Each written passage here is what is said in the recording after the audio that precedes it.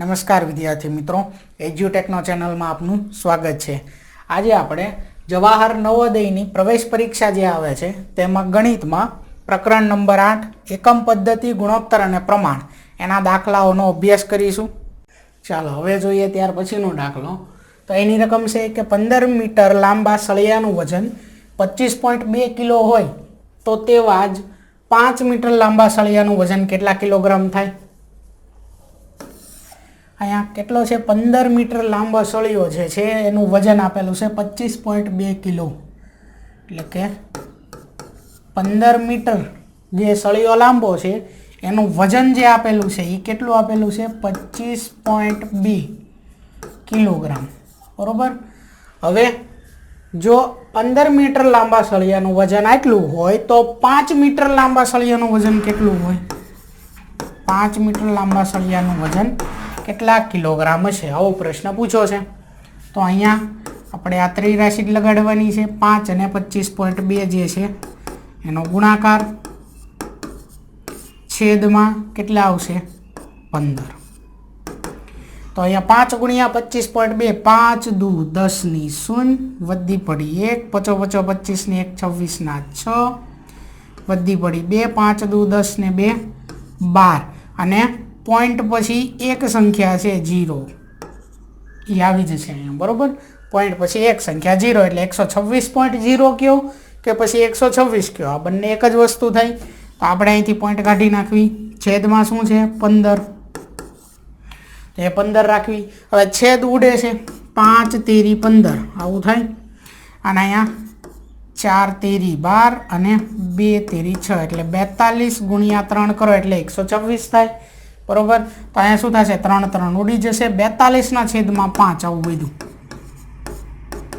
હવે આપણે જે વિકલ્પો આપેલા છે એ પોઈન્ટમાં છે, બરોબર, દશાંશ અપૂર્ણાંકમાં છે। તો અહીંયા છેદમાં 5 જે છે અહીંયા 10 લાવવા માટે કેટલા હારે ગુણશું? 2 હારે। તો અંશમાં 42 ને પણ 2 હારે ગુણી નાખશું। તો 42 દુ 84 ના છેદમાં 5 દુ 10 એટલે કે 8.4 કિલોગ્રામ, બરોબર। આ થયો આપણો જવાબ, 8.4 કિલોગ્રામ, બરોબર। કોઈ પણના છેદમાં 10 100 1000 કે એવું હોય ત્યારે શું કરવાનું હોય? 0 ગણવાના અને જમણી બાજુથી ડાબી બાજુ આવવાનું, અને જેટલા 0 હોય એટલા સ્થાન પછી પોઈન્ટ મૂકી દેવાનું, બરોબર। એટલે 8.4 કિલોગ્રામ। હવે અહીંયા શું છે? 8.40 પોઈન્ટ આવી ગયો, પછી સંખ્યા છે, પછી ગમે તેટલા 0 મૂકી શકો, એટલે 8.4 કિલોગ્રામ કે 8.40 કિલોગ્રામ બંને એક જ થયું, એટલે વિકલ્પ સી આવશે। ત્યાર પછીનો પ્રશ્ન કે જો 8.75 ડોલર, બરોબર, આ ડોલરની સાઇન છે, કે જો 8.75 ડોલર બરાબર રૂપિયા 100 હોય તો કેટલા ડોલર બરાબર રૂપિયા 1400 1400 થાય, બરોબર। તો સૌથી પહેલાં આપણે અહીંયા શું કરવાનું છે કે લખવી આપણે કે આપણને કેટલા ડોલર બરાબર 1400 થાય એમ પૂછવું છે। તો આપણે એક કામ કરવી કે લખવી કે રૂપિયા 100 બરાબર ડોલર કેટલા આપ્યા છે? રિવર્સ લખ્યું છે, ડોલર આપેલા છે 8.75, તો રૂપિયા 1400 બરાબર કેટલા ડોલર થશે અહીંયા, બરોબર। તો ત્રિરાશી મુકાઈ જશે, 1400 ગુણ્યા 8.75 છેદમાં કેટલા આવશે? 100। તો આ બે 0 કેન્સલ, તો 8.75 ગુણ્યા 14 કરવાના, 8.75 ગુણ્યા 14,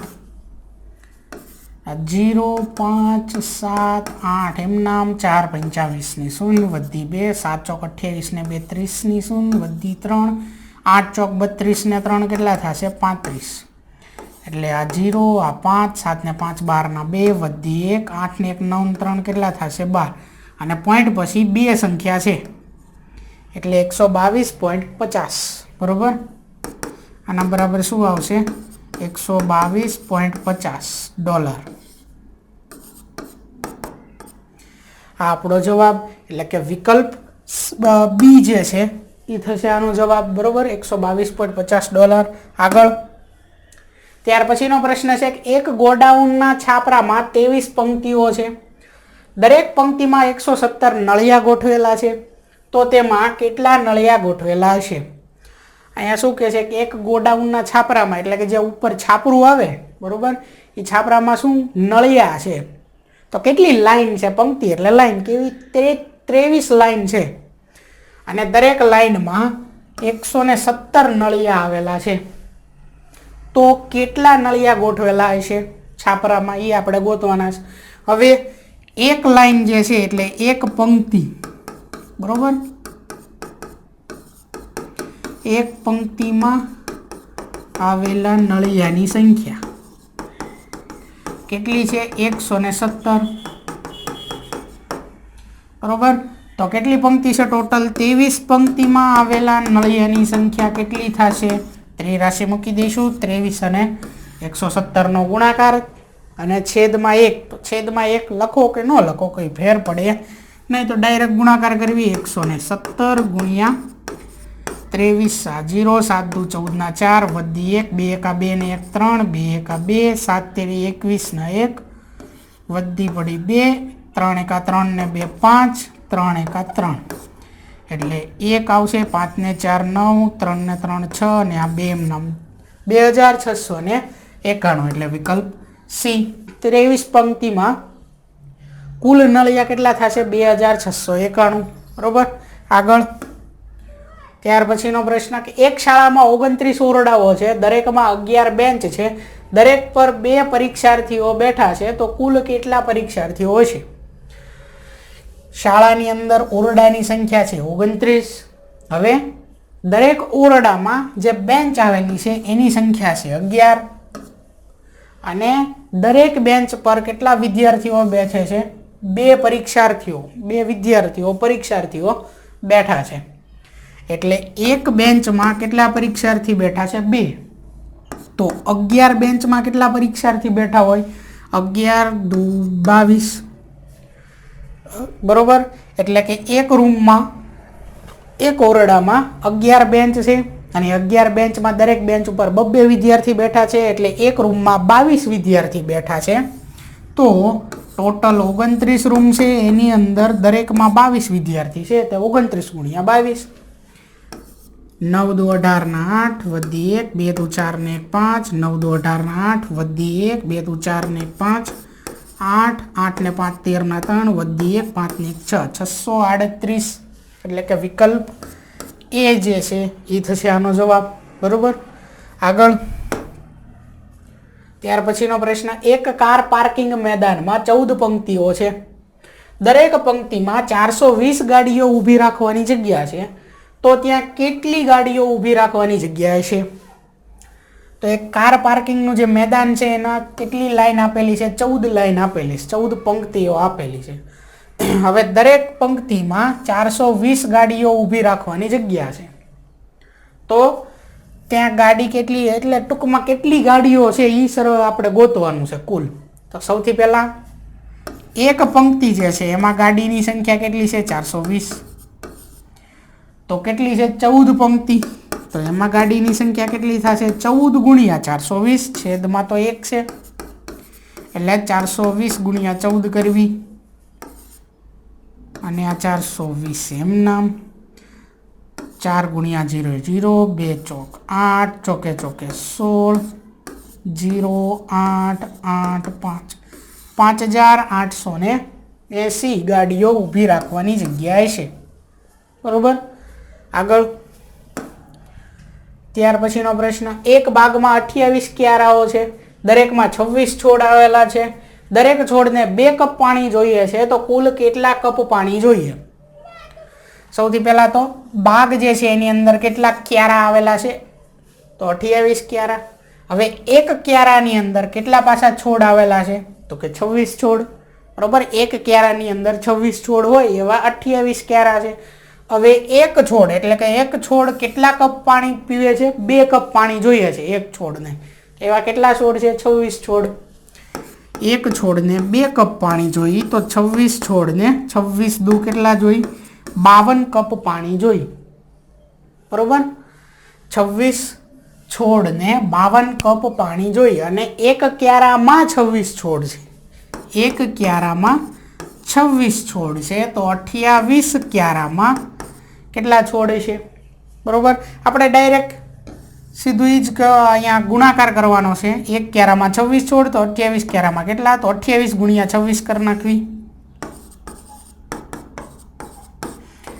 0 8 દુ 16 ના 6 વધી 1 2 દુ 4 ને 1 5 8 6 48 ના 8 વધી પડી 4 6 દુ 12 ને 4 16 8 એમ નામ 6 6 12 ના 2 વધી 1 5 ને 2 7 728 છોડ છે. હવે દરેક છોડને 2 કપ પાણી જોઈએ છે એટલે 728 છોડ દરેકને 2 જોઈએ એટલે 728 ગુણ્યા 2 8 દુ 16 ના 6 વધી 1 2 દુ 4 ને 1 5 7 દુ 14 1456 કપ પાણી જોઈ એટલે વિકલ્પ સી આ થયો આનો જવાબ. બરોબર. ચાલો આગળ. હા, તમે અહીંથી પણ બીજું કરી શકો કે આ શું હતું? એક છોડ કેટલા કપ પાણી પીવે છે? 2 કપ. 26 છોડ કેટલા કપ પાણી પીશે? 52 કપ.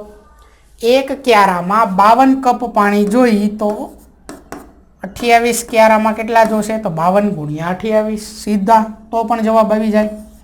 0 2 દુ 4 5 દુ 10 8 દુ 16 ના 6 વધી 1 8 5 40 ને કેટલા થશે? 41 6 5 4 1 1456. બરોબર. આગળ. ત્યાર પછી એક ટ્રકમાં 525 ખાતરની થેલી આવી શકે છે તો 75,075 થેલી લઈ જવા માટે કેટલી ટ્રકોની જરૂર પડશે? તો આપણે શું કરીશું? આ જે માહિતી આપી છે એને થોડીક રિવર્સ લખવી, ઊંધી લખવી કે 525 ખાતરની થેલી કેટલા ટ્રકમાં આવે છે? એક ટ્રકમાં આવે છે. તો 75,075 ખાતરની થેલી કેટલા ટ્રકમાં આવે? એટલે હવે ડાયરેક્ટ ત્રિરાશિ મૂકી દેવી, આ બંનેનો ગુણાકાર એટલે શું થશે? 75,075 એને ગુણ્યા 1 અને છેદમાં શું આવશે? આ સંખ્યા 525. બરોબર. ચાલો, બંનેનો એકમનો અંક 5 છે એટલે બંનેને 5 વડે ભાગી શકાય.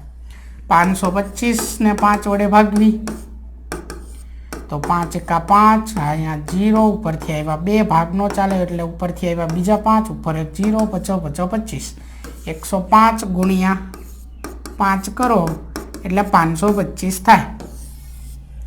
હવે અહીંયા 75,075 છે તો એને ભાગ્યા 5 કરી જોવી. 5 એકા 5 વધે 2 ઉપરથી આવ્યા 5 50 25 0 0 ઉપરનો એક 0 આવ્યો અહીંયા, એક 0 ઉપર, આ 7 આવ્યા, ભાગ નો ચાલે એટલે વળી પાછા 5 આવ્યા એટલે પાછો એક 0 અને સોરી પેલા 7 છે ભાગ ચાલશે અહીંયા એટલે 5 એકા 5 ભાગ ચલાવી 2 વધે ઉપરથી આવ્યા 5 અને 50 25 બરોબર. એટલે શું આવે? 15,015 ગુણ્યા 5 15,015 ગુણ્યા 5 કરો એટલે 5 5 કેન્સલ. હજી એકમનો અંક બંનેનો 5 છે એટલે હજી ભાગાકાર થશે. અહીંયા શું થશે? 21 5 105 અને અહીંયા 105 સોરી 150 15 એને ભાગ્યા 5 કરવી તો 5 તેરી 15 આ 0 નીચે અને ઉપર તે ઉપરથી આવ્યા એક ભાગ નો ચાલે વળી પાછો 5 ઉતારો એટલે બીજો 0 5 તેરી કેટલા થઈ જશે? 15 0 0 એટલે 3003 5 5 કેન્સલ. હવે અહીંયા છે 3003 આના બરાબર જ લખી નાખું